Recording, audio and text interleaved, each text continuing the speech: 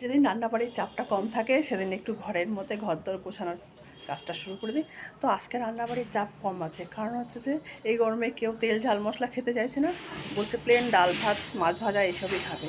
তো ওগুলো খাওয়াই রান্না হবে আর কি, রেডি করে রেখেছি সব। তো ভাবছি যে ওগুলো রান্না করতে তো বেশি সময় লাগে না, তো তখন ঘরদোরগুলো গুছিয়ে রাখি। তো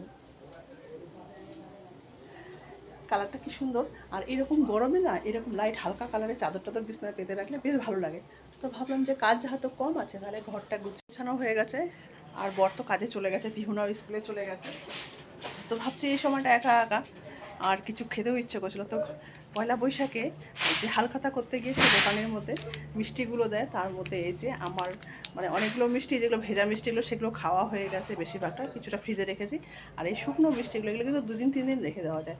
তার মধ্যে আছে এই লাড্ডুর প্যাকেট একটা, আর এটার মধ্যে সেই